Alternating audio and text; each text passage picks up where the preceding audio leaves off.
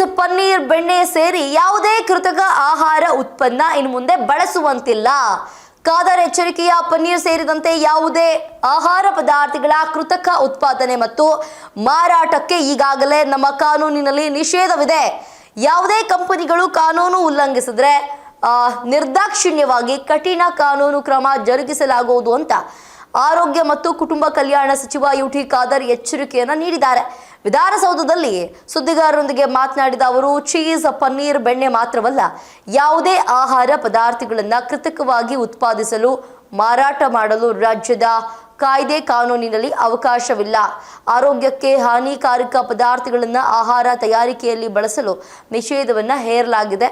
ಅಂತಹ ಯಾವುದೇ ಆಹಾರ ಪದಾರ್ಥಗಳನ್ನು ಕೃತಕವಾಗಿ ಉತ್ಪಾದಿಸಿ ಮಾರಾಟ ಮಾಡುತ್ತಿರುವುದು ಕಂಡು ಬಂದರೆ ಅಂತಹ ಕಂಪನಿಗಳ ವಿರುದ್ಧ ಕಾನೂನು ಕ್ರಮ ಜರುಗಿಸಲಾಗುವುದು. ಈ ಸಂಬಂಧ ಮತ್ತೊಂದು ವಿಶೇಷ ಆದೇಶವನ್ನ ಶೀಘ್ರದಲ್ಲೇ ಹೊರಡಿಸಲಾಗುವುದು ಅಂತ ಹೇಳಿದ್ದಾರೆ. ನಮಗೆ ಪ್ರತಿಯೊಬ್ಬ ಮನುಷ್ಯನ ಆರೋಗ್ಯ ಮುಖ್ಯ. ಸ್ಟಾರ್ ಹೋಟೆಲ್, ಸಾಮಾನ್ಯ ಹೋಟೆಲ್ ಅಥವಾ ಇಂದಿರಾ ಕ್ಯಾಂಟೀನ್ ಇರಲಿ, ಎಲ್ಲ ಕಡೆ ಉತ್ತಮ ಆರೋಗ್ಯಕರ ಹಾಗೂ ಗುಣಮಟ್ಟದ ಆಹಾರವನ್ನೇ ಜನರಿಗೆ ನೀಡಬೇಕು. ಹಾಗಾಗಿಯೇ ಎಲ್ಲ ಕಡೆಯೂ ದಾಳಿ ಮಾಡಿ ಪರಿಶೀಲನೆ ಮಾಡಲಾಗ್ತಾ ಇದೆ ಅಂತ ಹೇಳಿದ್ದಾರೆ. ನಗರದ ಉತ್ತರ ಪಾಲಿಕೆ ವ್ಯಾಪ್ತಿಯ ಹೋಟೆಲ್ಗಳ ಮೇಲೆ ದಾಳಿ ನಡೆಸಿದ ಬ್ಯಾಟರಾಯನಪುರ ಹಾಗೂ ಯಲಹಂಕ ವಿಭಾಗದ ವೈದ್ಯಾಧಿಕಾರಿಗಳ ತಂಡ ಕಸ ವಿಂಗಡಿಸಿದ ಅಶುಚಿತ್ವ ಉಂಟು ಮಾಡಿದ್ರಿಂದ 1.60 ಲಕ್ಷ ರೂಪಾಯಿ ದಂಡವನ್ನು ವಿಧಿಸಿದ್ದಾರೆ. ಇಲ್ಲಿನ ಸೆಂಟ್ರಿಕ್ನಲ್ಲಿ ತ್ಯಾಜ್ಯ ವಿಂಗಡಿಸಿದ ಕಾರಣ ನೊಣಗಳು ಕೂಡ ಕಂಡು ಬಂದ ಹಿನ್ನೆಲೆಯಲ್ಲಿ ನೋಟಿಸನ್ನು ನೀಡಿ 40,000 ದಂಡವನ್ನು ವಿಧಿಸಲಾಗಿದೆ.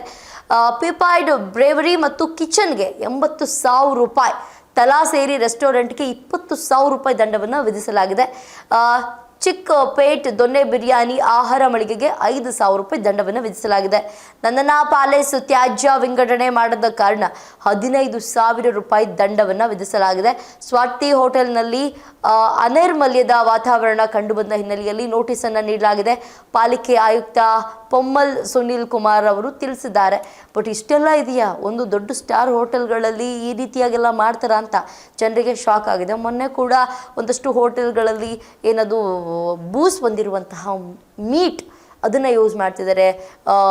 ಪನ್ನೀರನ್ನು ಇದನ್ನು ಯೂಸೇ ಮಾಡೋಂಗಿಲ್ಲ, ಕಲಬರಕೆ ಪನ್ನೀರನ್ನು ಯೂಸ್ ಮಾಡ್ತಿದ್ದಾರೆ ಅಂತ ಹೇಳ್ಬಿಟ್ಟು, ಮತ್ತು ಕೊಳೆತು ಹೋಗಿರುವಂತಹ ತರಕಾರಿಗಳು.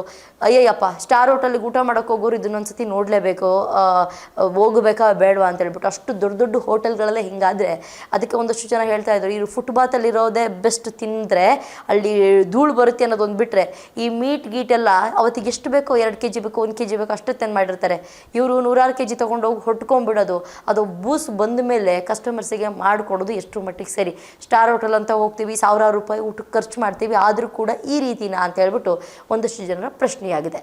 ಇದಾಗಿತ್ತು ಇವತ್ತಿನ ವಿಶೇಷ. ನೋಡ್ತಾ ಇರಿ ಸ್ಪೀಡ್ ನ್ಯೂಸ್ ಕನ್ನಡ, ಸುದ್ದಿ ನಿಮ್ಮದು, ಬೇಗ ನಮ್ಮದು.